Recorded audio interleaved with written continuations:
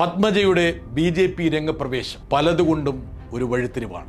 ഇന്നത്തെ കോൺഗ്രസ് നാളത്തെ BJP എന്ന ദുഃഖസത്യം കേരളത്തിലും യാഥാർത്ഥ്യമാകുന്നു. ഇതിന്റെ വ്യക്തമായ ചൂണ്ടുപലകയാണ് പത്മജ വേണുഗോപാൽ.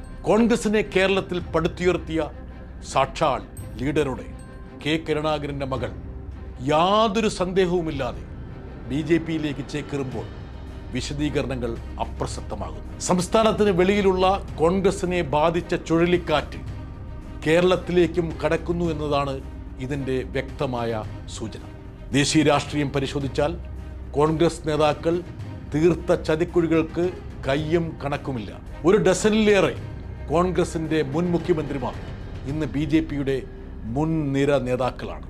അവസാനമായി BJPയിൽ ചേക്കേറിയത് മഹാരാഷ്ട്ര മുൻ മുഖ്യമന്ത്രിയും കോൺഗ്രസ് നേതാവുമായ അശോക് ചവാൻ.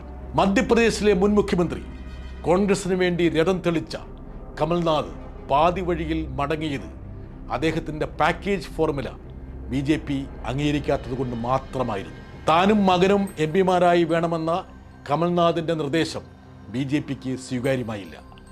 മകൻ മതി, അച്ഛൻ എടുക്കാച്ചരക്ക് എന്ന പ്രാദേശിക നേതാക്കളുടെ ഉപദേശം കേന്ദ്ര നേതൃത്വം ചെവിക്കൊണ്ടതുകൊണ്ട് മാത്രമാണ് കമൽനാഥ് ഇന്ന് തൃശങ്കുവിലായത്. അദ്ദേഹത്തിൻ്റെ മകൻ MP-യായ ചിന്തുവാരിയിലെ 6 MLA-മാരിൽ ഒരാൾ പോലും ന്യായയാത്രയുമായി വന്ന രാഹുൽ ഗാന്ധിയെ വരവേൽക്കാൻ ഉണ്ടായിരുന്നില്ല എന്നതും ശ്രദ്ധേയം.